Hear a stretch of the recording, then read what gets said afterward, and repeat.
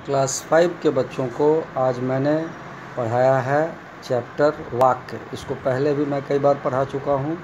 आज मैं इसका अभ्यास कार्य, पुनरावलोकन, रिवीजन, ये सारा चीज़ फिर से बता रहा हूँ कि वाक्य क्या है, वाक्य किसे कहते हैं, वाक्य किसे कहते हैं, वाक्य के कितने खंड होते हैं, वाक्य का भेद कितना है, ये बातें मैं आपको आज बताने जा रहा हूँ।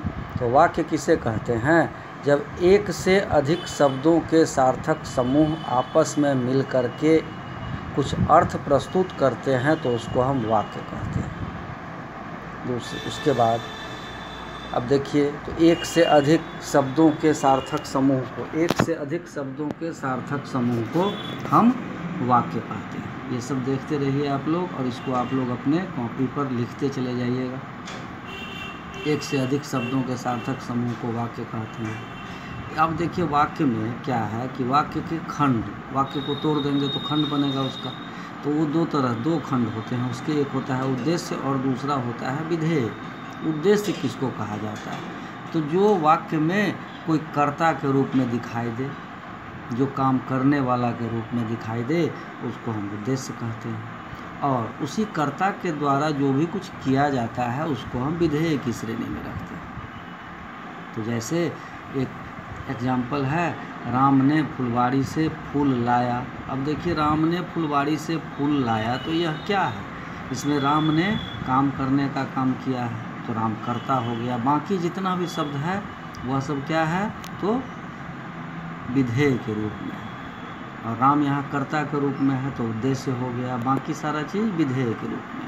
अब उसके बाद आते हैं, हम देखते हैं कि वाक्य के खंड। तो वाक्य के खंड तो हो गया। अब वाक्य के भेद।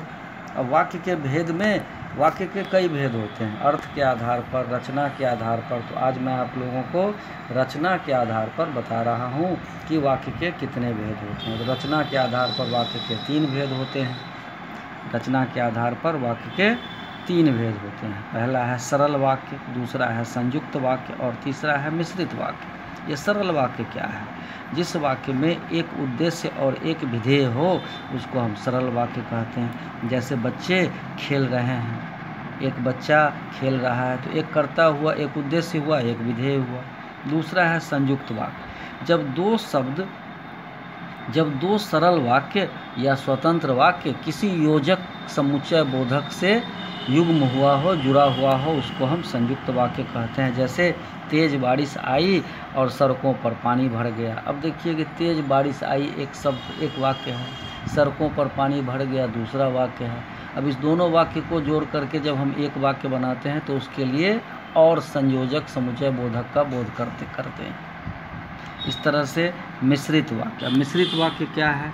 तो जो 2 वाक्यांश आपस में जुड़ते हैं तो उसे हम, जब 2 वाक्यांश आपस में समुच्चय बोधक से जुड़ते हैं तो उसको हम मिश्रित वाक्य कहते हैं, जिसमें एक वाक्य प्रधान होता है और दूसरा उपवाक्य होता है। जैसे जब तुम खाना खा लो तब सो जाना, तो इसमें प्रधान वाक्य है क्या?